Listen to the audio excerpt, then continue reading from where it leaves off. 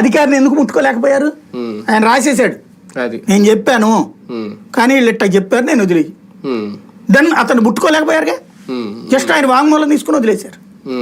అంటే ఏంటి అక్కడ? అధికారిని బాధ్యత నువ్వు నిర్వర్తించు. వీళ్ళు అలా కాకుండా వాళ్ళు ఎలా రాస్తే అలా ఫైళ్లు పెడితే, వాళ్ళు ఏం చేయమంటే అది చేస్తే రేపు ఖచ్చితంగా అధికారులు తిప్పలు పడతారు.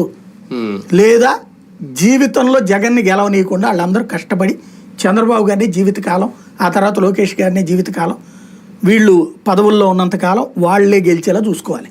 లిక్కర్ స్కామ్ పేరుతో జగన్ అరెస్ట్ మీద ఒక దోబూచి లాంటి ఏమన్నా నడుస్తుందా, నడిపిస్తోందా ప్రభుత్వం? వాస్తవంగా వెంటనే అరెస్ట్ చేసేయాలనుకుంటున్నారు. నేను అనుకోవడం, మీరు అబ్జర్వ్ చేస్తే 6 రోజుల సింగపూర్ పర్యటన 4 రోజులకి వచ్చేసారు. 2 రోజుల ముందు వచ్చేసారు. నారాయణ అక్కడ ఉన్నాడు, ఇంకా వీళ్ళు వచ్చేసారు. 11 కోట్ల రూపాయలు దొరకగానే తొందరగా వచ్చేసారు. తొందరగా వేసేయడం అనేటటువంటి కోణంలో ట్రై చేసి ఉంటారు. ఇప్పుడు ఇవాళ కేసులన్నీ కూడా ఏంటంటే వీళ్ళు లీగల్ ఎక్స్పర్ట్ టీంను పెట్టుకున్నారు.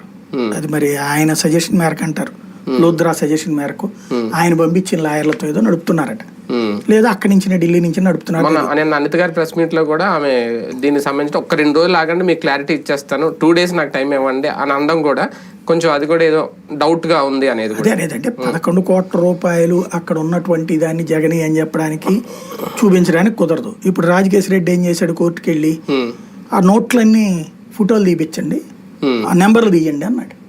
అది సంబంధం లేదు, నోట్ల మీద నెంబర్ల ఆధారంగా ఎక్కడి నుంచి ఎక్కడికి వెళ్ళినాయి అనేదాన్ని ఫ్యూచర్ లో ఇన్వెస్టిగేషన్ చేపిస్తారు. అది అంటే అసలు ఆ నోట్లు ఎక్కడ ఉన్నాయనేది కస్టడీలో ఉన్న చైతన్య చాణక్య ఎవరో చెప్తేనే కదా అది జగన్ ఇవ్వాల్సిన, ఎవరు వరుణ్ అనుకుంటా, సారీ, ఆ డబ్బులు జగన్ కి ఇవ్వాల్సిన అక్కడ పెట్టామని చెప్తేనే కదా సిట్ అధికారులు తీశారట. ఇక్కడ సమస్య ఏంటి, డబ్బులు ఆల్రెడీ పనిచేశారని ఇంత ముందు చెప్పారు. పనిచేసినవి కాక ఇవి మరి ఎక్కడి నుంచి వచ్చినాయి? అంటే మొత్తం 3,500 కోట్లు కదా. రాజకేశ్ రెడ్డి తన దగ్గర ఎందుకు డబ్బులు పెట్టుకున్నాడు నాకు అర్థం కాల. జగన్కి ఇచ్చేసినాయే కదా. ఒకవేళ రాజకేశ్ రెడ్డే ఆ తర్వాతన మార్చాడు అంటే జగన్ దగ్గరకు పోను, ఇది రాజకేశ్ రెడ్డి డబ్బులు అయ్యి ఉండాలి, అంతేగా లెక్క.